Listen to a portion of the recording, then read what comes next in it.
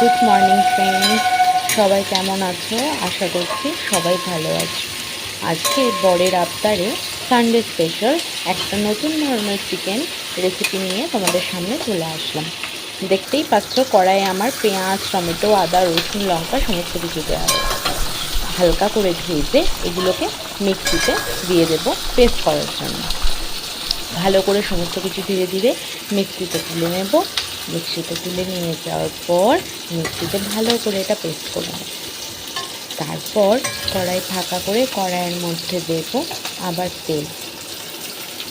তেল দেওয়ার সাথে সাথে তেল গরম হয়ে আসলে তেলের মধ্যে দেব তেজপাতা আর গোটা গরম মশলা। তোমরা কি কেউ এই ধরনের খাবার খেয়েছো? যদি এরকম ধরনের চিকেন কেউ করে থাকো তাহলে কিন্তু আমাকে ঝটপট কমেন্ট করতে ভুলো না। এরপর গোটা গরম মশলার তেজপাতা ভাজা হয়ে গেলে এরপর দেবো একটু কালারের জন্য অল্প একটু চিনি, নুন, হলুদ গুঁড়ো, জিরে গুঁড়ো এবং তার সাথে একটু কালারের জন্য দেবো রেড কাশ্মীরি মির্চি এবং সমস্ত কিছু হালকা করে ভালো করে ভেজে এর মধ্যে দেব ধুয়ে রাখা চিকেন দিয়ে দেওয়ার পর ভালো করে ভেজে নেব।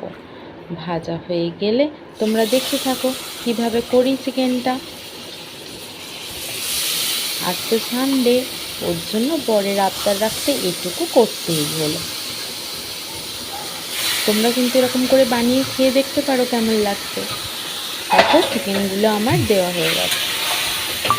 এরপরে মশলাগুলোর সাথে ভালো করে মাখিয়ে দেখো চিকেনের কালারটা কিন্তু আস্তে আস্তে চেঞ্জ হয়ে যাচ্ছে, মশলার কালারের রং কিন্তু বেরিয়ে গেছে। এরপর ভালো করে চিকেনটাকে নেড়ে এরপর দিয়ে দেবো পেস্ট করা, মিক্সিতে যেটা পেস্ট করে রেখেছিলাম, এই দেখো পেস্ট হয়ে গেছে। সেটা কিন্তু এই যে চিকেনটা ভেজে রেখেছি এর মধ্যে কিন্তু এখন দেব না, আগে ঢাকা দিয়ে হালকা একটু কষিয়ে নেব। কষানো হয়ে গেলে এরপরেই মিক্সিতে পেস্টটা দিয়ে দেব ওই মাংসের মধ্যে এবং ভালো করে মশলাগুলো মাংসর সাথে নেড়ে নেব যাতে মশলাগুলো ভালো করে মাংসর মধ্যে ঢোকে এবং টেস্টটা আরও ভালো আসে।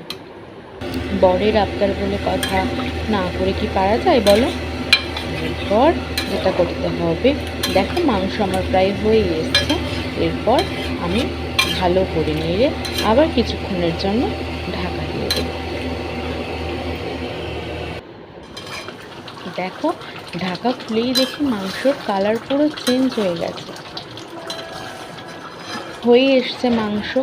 আশা করি গরম পাতে সার্ভ করব এবং জানাবো কেমন হলো। তোমরাও কিন্তু জানিও বন্ধুরা।